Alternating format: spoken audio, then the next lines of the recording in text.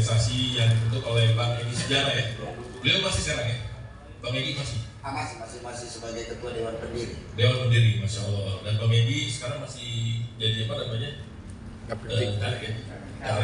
Caleg dari PKS di Jawa Timur. Ya, Zulher. Bung Daeng, kira-kira siapa nih yang dipilih oleh teman-teman PPNI? Pak Anies yang tadi disampaikan juga punya banyak track positif, atau apa namanya capres pilihan rejim? Ya.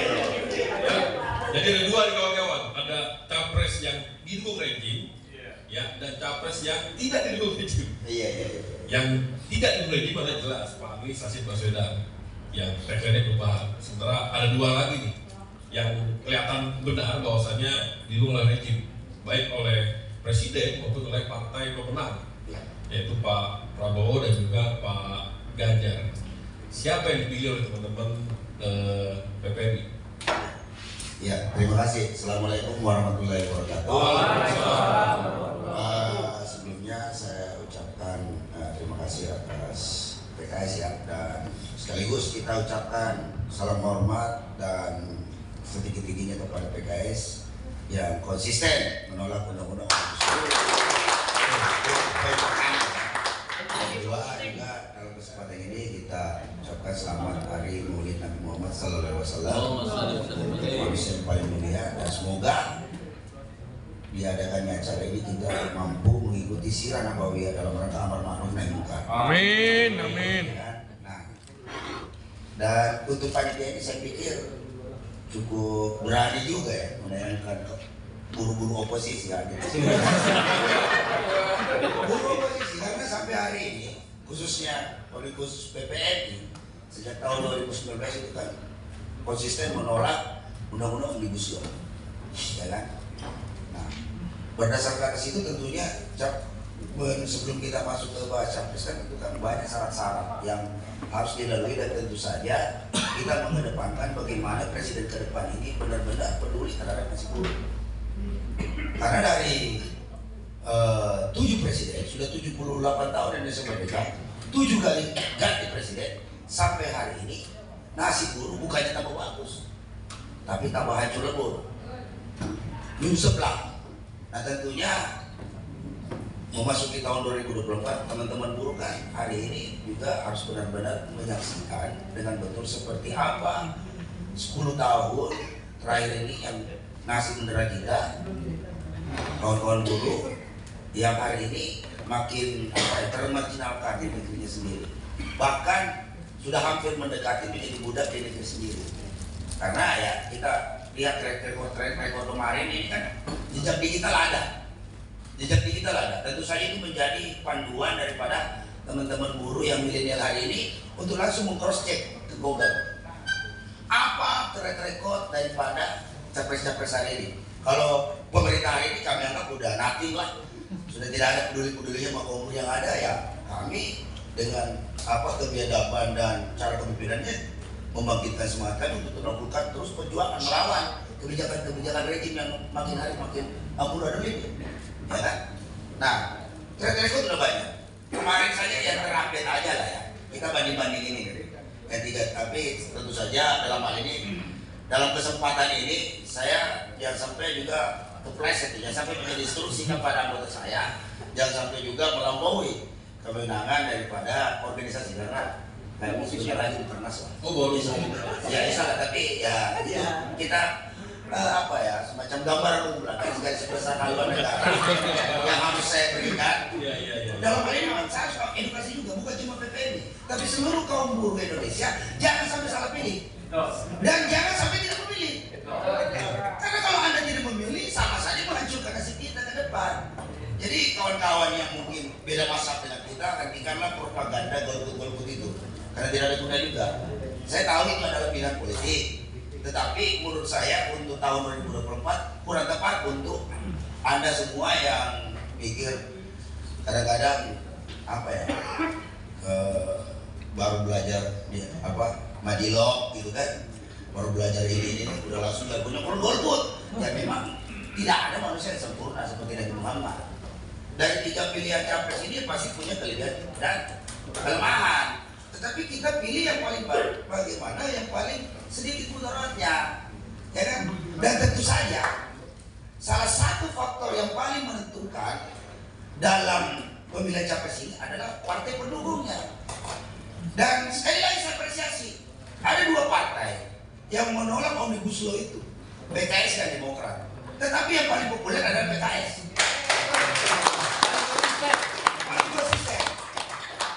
Dalam hal ini karena generasi Z dan M ini kan menyaksikan ini, dan itu pemilih paling besar. Yang paling populer adalah PKS, itu harus jujur diakui. Jangan yang lain merasa saya enggak, saya bicara secara objektif aja. Saya enggak mau subjektif, undang-undang PKS undang saya di sini. Ya kan enggak? Ya kan? Kalaupun di tempat manapun saya ngomong begini, ya kan? Saya bicara apa adanya karena saya tidak mau ada apanya. Ya kan? Nah, jadi pendukung ini penting. Dan tentu saja capres yang diusung oleh PKS ini itu menjadi salah satu poin besar. Kalau dalam kriteria pemilihan itu poinnya bisa sampai 50, 40, 50% itu. 50% itu didamping skill lain kan. Nah, kemudian kita bandingkan dengan yang lain. Misalnya, buruh tidak akan mungkin mau memilih, ya kan? Capres-capres yang diusung oleh partai pembuat undang-undang Omnibus Law ini, ya kan? Nah kan nanti ada pertanyaan, bukannya dia diusung juga dengan yang lain, ya kan? Tetapi karena keberadaan PKS ini mampu menetralisir, ya kan? Jadi PKS ini bukan setitik dia tuh, tapi kebalikannya. Dia menjadi susu di sebelah batu baik. Saya jadi menjadi susu. Nah, iya, orang kan pasti lihat itu. Dan orang bukan bahwa PKS ini bukan tiba-tiba mengusung, itu udah jauh-jauh hari sebenarnya. Sudah jauh-jauh hari. Nah itu kedua. Selanjutnya saya pertimbangan lain.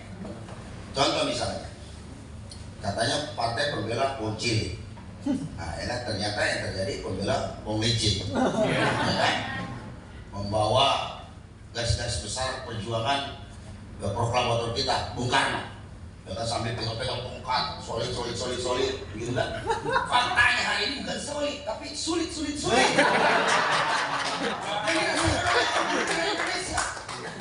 Bicara secara perjuangan Soekarno, kalau dia benar-benar mengerti ideologi perjuangan Bung Karno, tidak mungkin dia mendukung ada itu undang-undang Omnibus Law. Tidak mungkin itu nonsense. Jadi yang terjadi adalah pengkhianatan terhadap cita-cita perjuangan Soekarno. Jadi secara biologis mungkin aja dia keturunan Soekarno, baik anak maupun cucu, tetapi secara ideologis itu nothing, omong kosong. Bullshit. Nah, ya.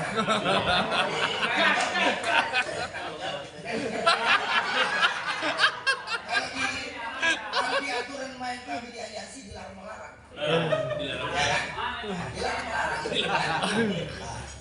Gitu. Kemudian, kemarin contoh ada beberapa, ada saya catat, salah seorang capres ditanya, kalau saya mesti TK Cina, memangnya kamu bisa gantiin? Waduh, ini jawaban yang paling menyakitkan itu, saudara-saudara. Ini jawaban yang paling menyakitkan. Cuma sayangnya, apalagi ini moderatornya ke MC-nya nggak nanya. Coba Bapak bilang itu di follow-kan Facebook, pasti banyak bisa gantikan. Pasti banyak bisa gantikan. Nah, yang dikritisi oleh kawan-kawan hari ini adalah bukan persoalan bahwa kita anti terhadap tenaga kerja asing, tapi tenaga kerja asing mana dulu dong? Ya kan kalau misalnya memang dia seorang ahli, ya kan engineer dalam rangka tukar ahli teknologi, itu dibenarkan dan sangat dianjurkan. Bukan berarti kerja keras, masa cuma di bangkawan, tukang las apa semua, ya jelas-jelas tenaga kerja kita lebih ahli. Itu kok lebih mementingkan kepentingan tenaga kerja asing dari Cina itu daripada kita. Ini kan tentu saja buruh marah karena lapaknya diambil. Buruh Indonesia marah karena jatahnya diambil. Dan ini fungsi negara, fungsi pemimpin. Dan kalau bagaimana caranya? Belum aja dari capres belum menyaksikan. Siapa yang apalagi menyaksikan kemampuan tenaga kerja Indonesia. Oke, Bung Daeng, yang jelas PPMI nggak milih sebetulnya Ganjar Pranowo tadi lah. Ya. Yang statementnya tadi dia justru membela TKA. Nah itu dia, ya itu dia. Ada dua lagi nih. Nah, Siapa yang dua ini? Nah kalau yang kedua ini jelas tidak mungkin. Kenapa saya bilang tidak mungkin yang kedua ini? Karena jujur aja, tahun sebelumnya, ya seandainya dia misalnya apalagi ini benar-benar ingin menjadi oposisi, tentunya kan tidak bergabung dengan partai pemenang kalau mau dibilang konsisten. Jadi kalau ada pemimpin yang sudah pernah makan menjilat lidahnya sendiri, Pak Mali untuk dipilih lagi. Iya. Jadi buruh harus mendapatkan. Siapa itu siapa? Ya kan kira-kira susah saja lah. Saya betul kemarin kan sempat mengamati bahwa rata-rata teman-teman umat Islam itu mendukung Prabowo. Ya kan? Tahu-tahu timbul tenggelam bersama rakyat. Dia yang timbul rakyat tenggelam. Jadi kalau mau lagi itu saya pikir kita bukan kedai yang mau terperosok di lubang yang sama 2 kali. Oke, clear ya?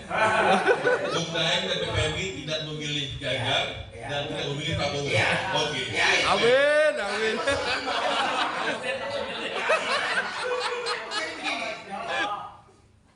Ini pilihan iya atau tidak, ya kan? Kalau masih tidak itu orang salut lah. Kalau iya, orang ini punya sikap. Yang jadi masalah itu kalau buruh itu pilihannya atau. Nah, nggak jelas. Kan itu dia. Nah ini udah boleh. Kita tegas aja memilih. Dalam hal ini, dalam kesempatan ini, kita juga sudah merekomendasikan. Namun saya tetap harus melalui mekanisme organisasi dong, karena saya ada di sini karena PPN. Betul. Ya kan? Saya tidak ingin apalagi ini mungkin kita punya decision maker, tapi saya tidak ingin gara-gara pilpres atau pileg ini merusak tatanan organisasi. Sudah kita puluhan tahun yang lalu, tahun 98. Nah tapi dari garis-garis besar haluan negara itu kan sudah bisa ditebak ya.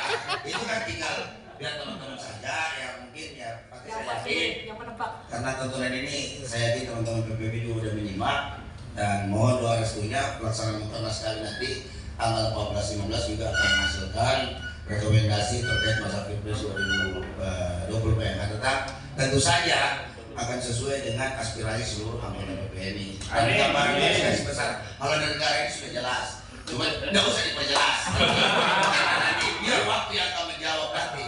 Ya kan? Nah, cuma dalam hal ini, dalam kesempatan ini saya mengimbau kepada kaum buruh Indonesia ya. Kaum buruh Indonesia bahwa dalam hal mencermati pemilihan Pilpres nanti tahun 2024 itu yang pertama adalah tolong kita tetap juga saling menjaga persaudaraan di antara kita. Jangan kata kita beda pilihan, kita saling bermusuhan, caci maki, ya kan? Itu.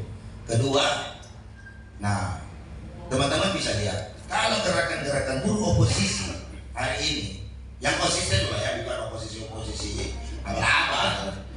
Yang kalian kan banyak juga mengaku oposisi tapi masih tetap sering makasih di istana, gitu kan?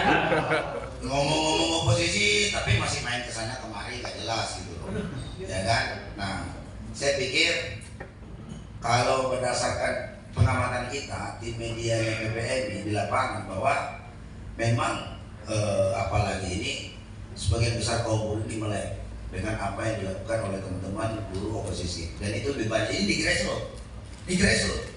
Karena yang bikin opini-opini saya itu elit, beda.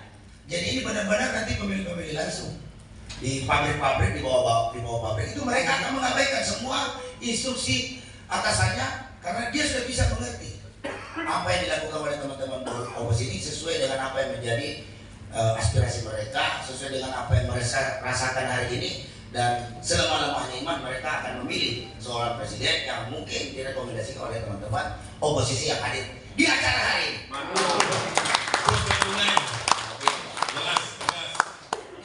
Selama ini hanya salah satu organisasi yang berani mengatakan Jokowi mundur ya, PPMI. Dan itu pandunya mungkin ketakutan. Oke, tahan dulu ya, nanti kita lagi. Oke, siap. Kita mau ke Bang Bimo.